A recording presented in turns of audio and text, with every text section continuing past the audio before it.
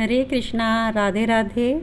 सभी का स्वागत एक बार फिर से कृष्णा डिवोशन चैनल पर।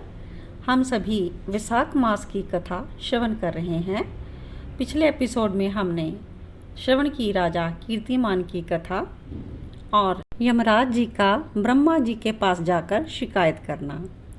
तो आज हम कथा आगे कंटिन्यू करेंगे कि ब्रह्मा जी कैसे यमराज को समझाते हैं और भगवान विष्णु का उन्हें वैशाख मास में भाग दिलाना। तो आज यह कथा हम श्रवण करेंगे। कथा श्रवण करने से पहले व्यूअर्स मेरे चैनल को सब्सक्राइब ज़रूर कर लीजिएगा और कथा को आगे ज़्यादा से ज़्यादा शेयर ज़रूर कीजिएगा। ब्रह्मा जी ने यमराज से कहा, तुमने क्या आश्चर्य देखा? तुम्हें खेद क्यों हो रहा है? भगवान गोविंद को एक बार भी प्रणाम कर लिया जाए तो वह 100 अश्वमेघ यज्ञों के समान माना जाता है। यज्ञ करने वाला तो पुनः इस संसार में जन्म लेता है, परंतु भगवान को किया हुआ प्रणाम पुनर्जन्म नहीं करवाता, मुक्ति की प्राप्ति करा देता है। जिसकी जिह्वा के अगले भाग पर हरि ये 2 अक्षर विद्यमान हैं, उसको कुरुक्षेत्र तीर्थ के सेवन अथवा सरस्वती नदी के जल में स्नान करने से क्या लेना है। जो मृत्यु काल में भी भगवान विष्णु का स्मरण करता है, वह अभक्षय भक्षण आदि से प्राप्त हुई पाप राशि का परित्याग करके भगवान विष्णु के सायुज्य को प्राप्त करता है। भगवान विष्णु को अपना स्मरण बहुत ही प्रिय है। इसी प्रकार वैशाख नामक मास भी भगवान विष्णु को बहुत ही प्रिय है। वैशाख मास में भगवान पुरुषोत्तम के नाम और यश का गान किया जाता है, जिससे भगवान बहुत प्रसन्न होते हैं। पुरुषोत्तम श्री हरि संपूर्ण जगत के स्वामी और हमारे जनक हैं।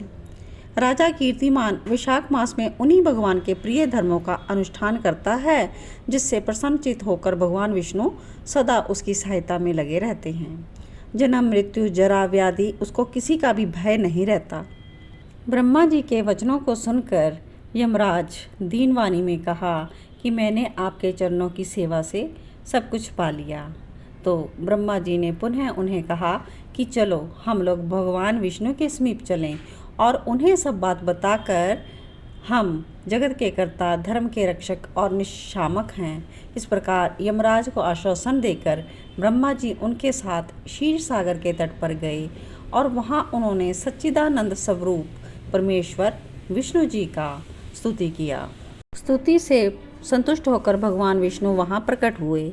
यमराज और ब्रह्मा जी ने तुरंत ही उनके चरणों में मस्तक झुकाया। तब भगवान महाविष्णु ने मेघ के समान गंभीर वाणी में उन दोनों से कहा कि आप लोग क्यों आए हो।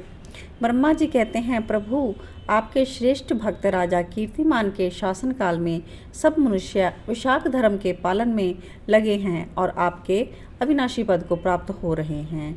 इससे यमपुरी सूनी हो गई है।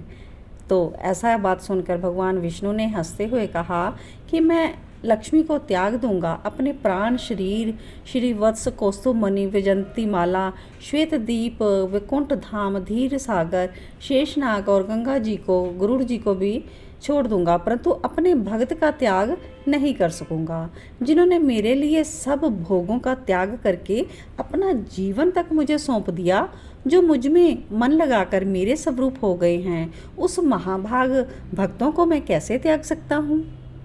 राजा कीर्तिमान को मैंने पृथ्वी पर 10,000 वर्षों की आयु दी थी। उनमें से 8,000 वर्ष तो बीत गए हैं और शेष आयु बीत जाने पर उसे मेरा सायुज्य प्राप्त होगा। उसके बाद पृथ्वी पर वेन नामक दुष्ट आत्मा राजा होगा। तो उस समय वैशाख मास में धर्म भी छिन्न भिन्न हो जाएंगे। वेन अपने ही पाप से भस्म हो जाएगा।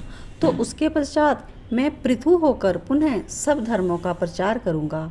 तो उस समय लोगों में वैशाख मास के धर्म को भी प्रसिद्ध करूंगा। हजारों मनुष्यों में से कोई एक ऐसा मनुष्य होता है जो मुझ में अपने मन प्राण अर्पित करके अपना सर्वस्व मुझे समर्पित कर दे और मेरा भक्त हो जाए। जो ऐसा होता है वही मेरे धर्मों का प्रचार करता है।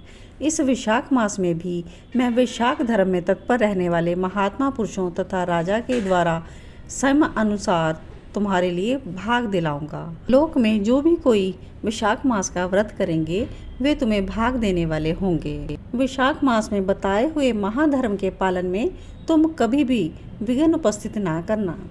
यमराज को इस प्रकार आश्वासन देकर भगवान विष्णु वहीं अंतर्ध्यान हो गए। ब्रह्मा जी भी अपने सेवकों के साथ सत्यलोक में चले गए। उनके बाद यमराज भी अपनी पुरी को पधारे। वैशाख मास की पूर्णिमा पहले धर्मराज के उद्देश्य से जल से भरा हुआ घड़ा, दही, अन्न देना चाहिए। उसके बाद पितरों, गुरुओं और भगवान विष्णु के उद्देश्य से शीतल जल, दही, अन्न, पान और दक्षिणा फल के साथ कांसे के पात्र में रख कर देनी चाहिए। इस प्रकार आपने वैशाख मास की कथा का महात्म्य श्रवण किया। तो नेक्स्ट एपिसोड में हम इसके आगे भगवान की कथा श्रवण करेंगे।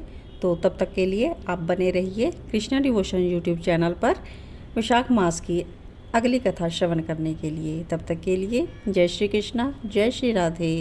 ओम नमो भगवते वासुदेवाय, वासुदेवाय प्रभु वासुदेवाय, वासुदेवाय हरि वासुदेवाय, नटवर नागर हरि वासुदेवाय, सर्वसुख सागर हरि वासुदेवाय। ओम नमो भगवते वासुदेवाय, मधुसूदन हरि वासुदेवाय। ओम नमो भगवते वासुदेवाय, सर्वसुखकारी हरि वासुदेवाय।